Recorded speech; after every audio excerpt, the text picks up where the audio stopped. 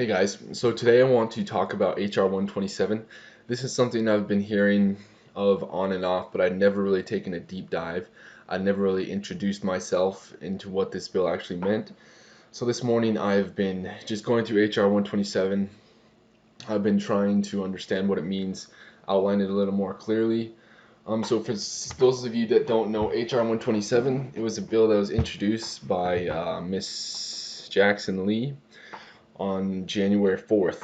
It was introduced to Congress. So, to my knowledge, it hasn't passed yet, but it's a comprehensive gun reform bill. And it mostly focuses on providing license of firearm and ammunition. So, right now in America, if you want to buy a gun from a licensed dealer, say Cabela's, Sportsman's Warehouse, any of these other retailers, there's certain steps you have to take.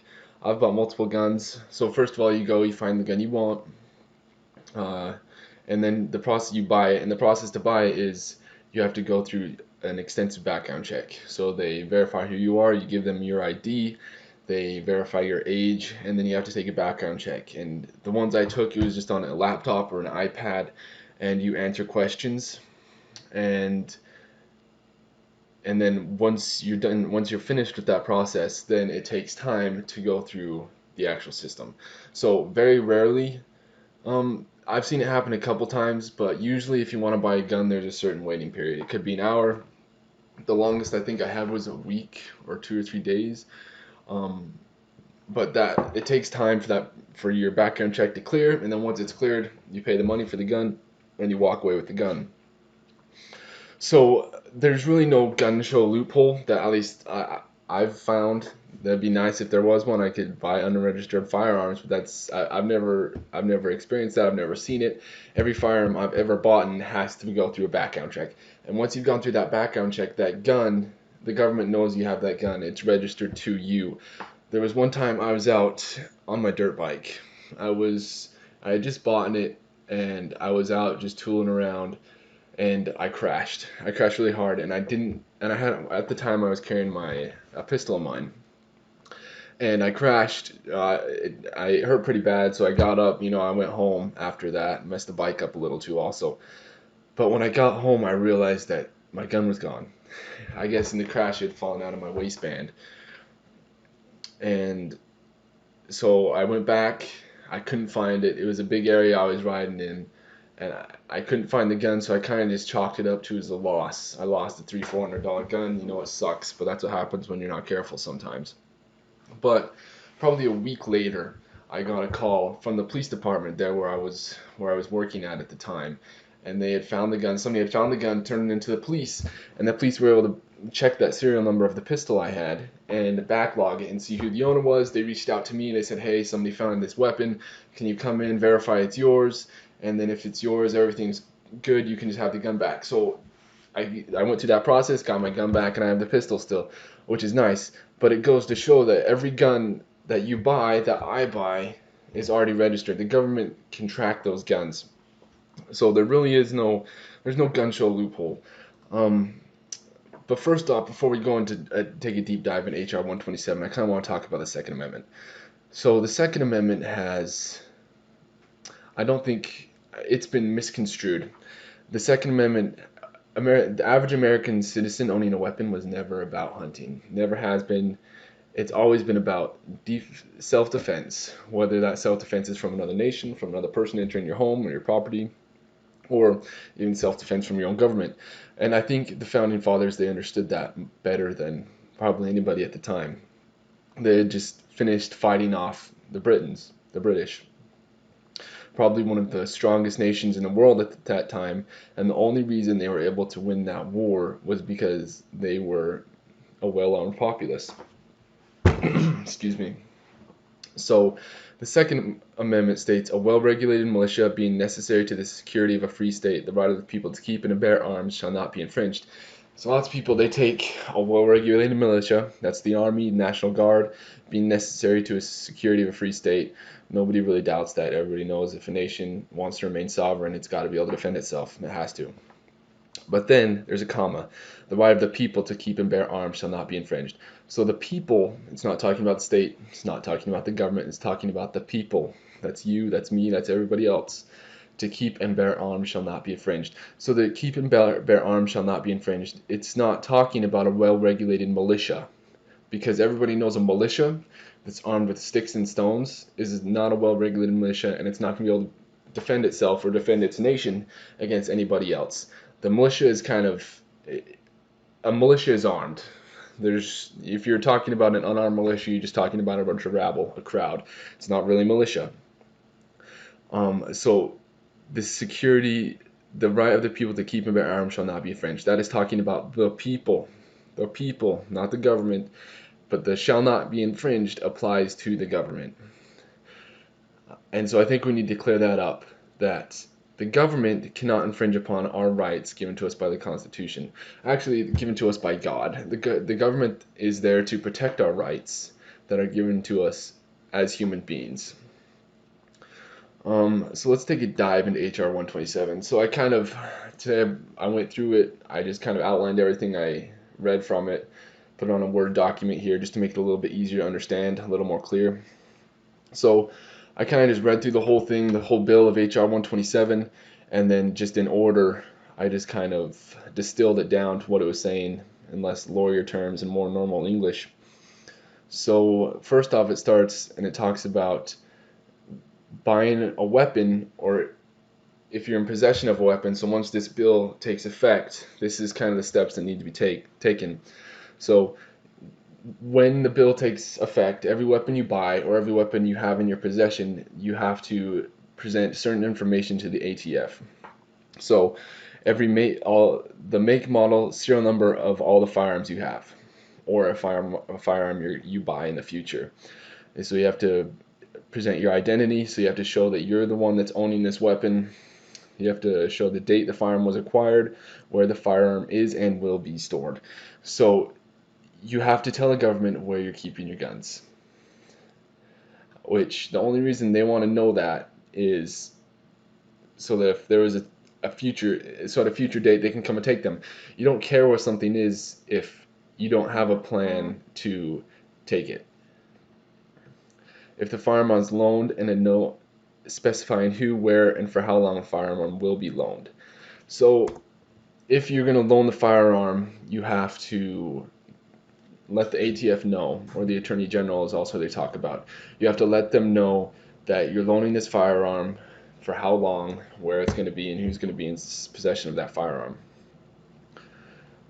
And then, so you have a 3-month deadline to supply above info to the ATF. So 3-month deadline to supply above info to the ATF. So once this bill takes effect, you're going to have a 3-month deadline. Where you're going to have to be able to give the ATF all this information, it's above information. And then the ATF is going to use that information to compile a database. So this database will be on all gun owners, and it will be available to the public. It will show what guns you own, who you are. It never said anything specified about like where you are, but it will show, okay, I look up so and so, Bob Billings. I can see he owns 2 ARs and a pistol, stuff like that. And also a firearms insurance policy will be required. So later on in the bill, it goes down and specifies where that insurance policy needs to come from, who it needs to come from, how much it's going to cost. But we'll dive into that once we get there. So a firearms license will also be required. And this is going to be federally license given to you by the federal government. And so the steps to take your firearms license will be background check will be required, kind of the same thing that you have to do anyways. A psych evaluation is required, and a 24-hour training course required. So this is when you first get the license. To renew it, you still have to take some of these steps, but they're not as rigorous, but it's still kind of there. So the background check's required. You still do that. The psych evaluation. So the psych evaluation can also include a psych eval of any other members of the household. So if someone in your household does not pass or is considered dangerous, then they can revoke your right to buy that weapon. The psychologist will also interview any current or former spouses. So if you've had a falling out with an ex-wife, and they say that you're not fit or not mentally stable to own a weapon, then they can revoke your license based on what your current spouse or former spouse has said. They can interview any family member or associate. So that associate, it doesn't have to be a family member. It just has to be someone in your circle.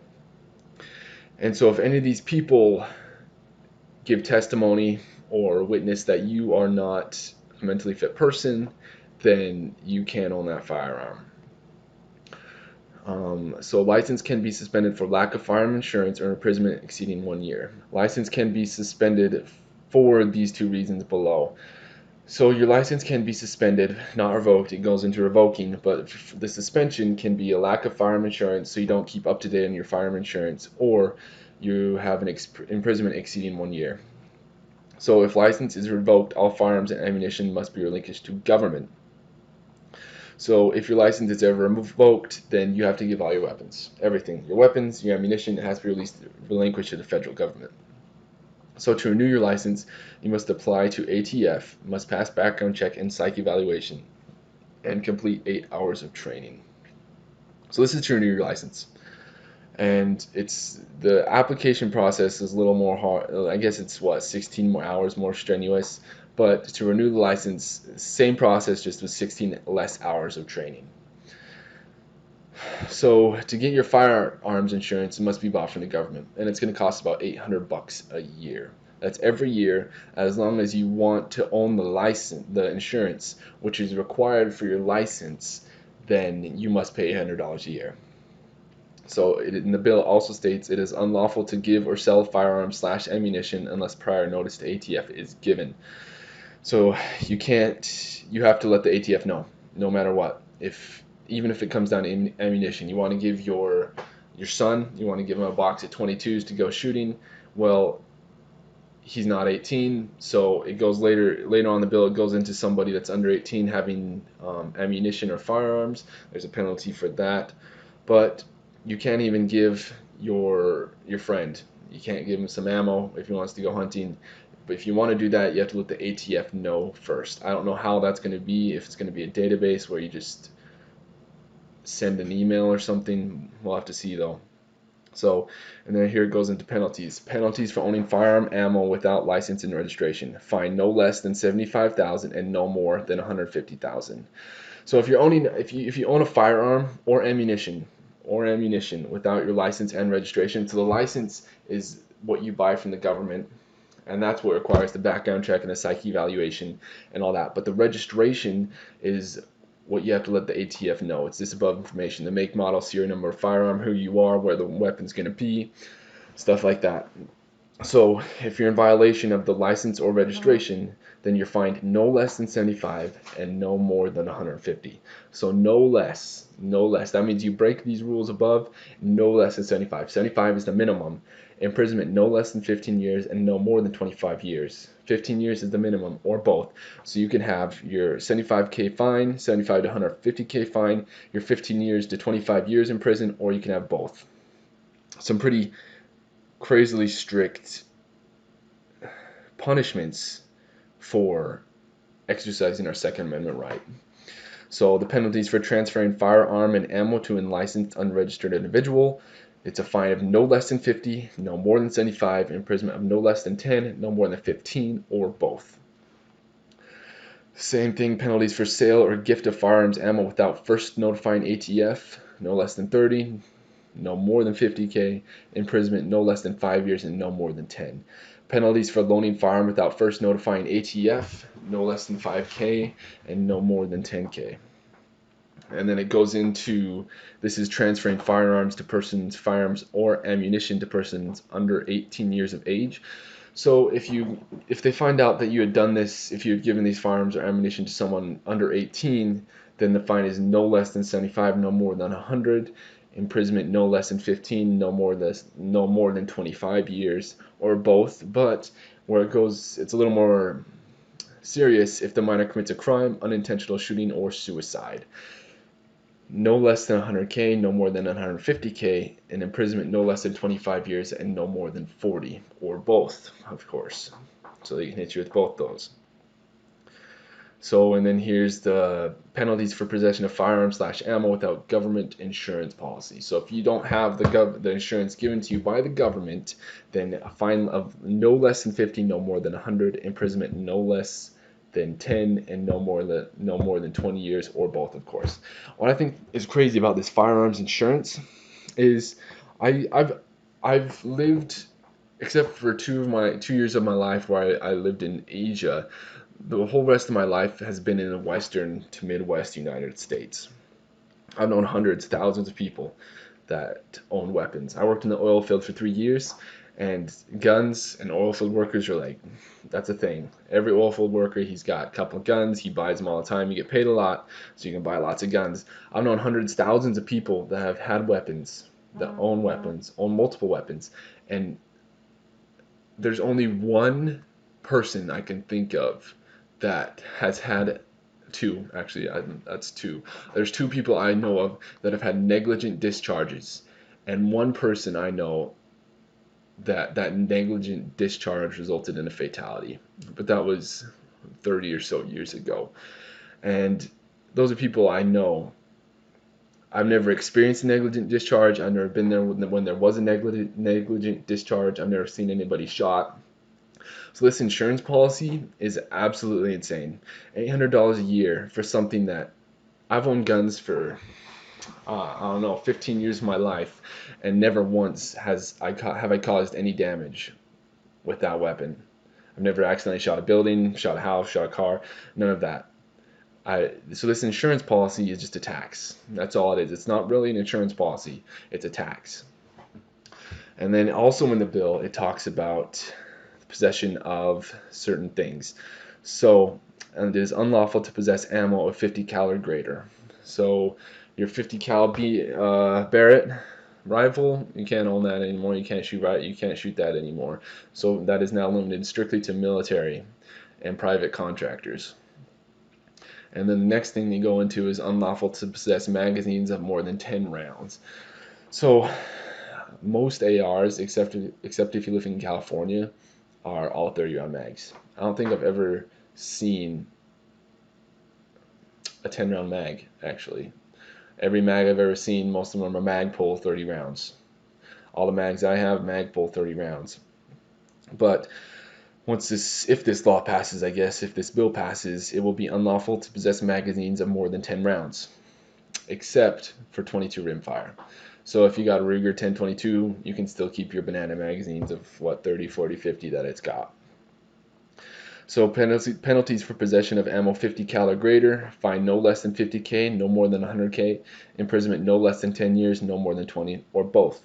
Penalties for possession of large capacity ammunition feeding device. These are mags. This is the large capacity ammunition feeding device is the words they use in the bill to define mags of over 10 rounds. Sorry, so that is my bad.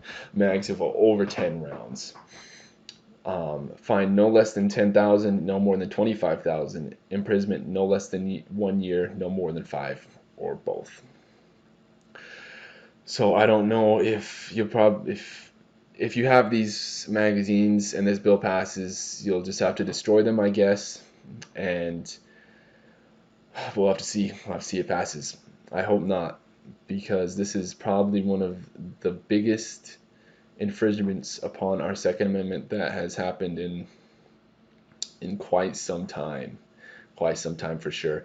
And this is the Second Amendment we're talking about. This is the Constitution. So I encourage everyone to read into this some more, see if they can learn anything new for themselves, find some more info. Never ever just take one person's opinion, one person's info that they've dug up, and take that for truth. You always have to do the research yourself, and I encourage you to do that.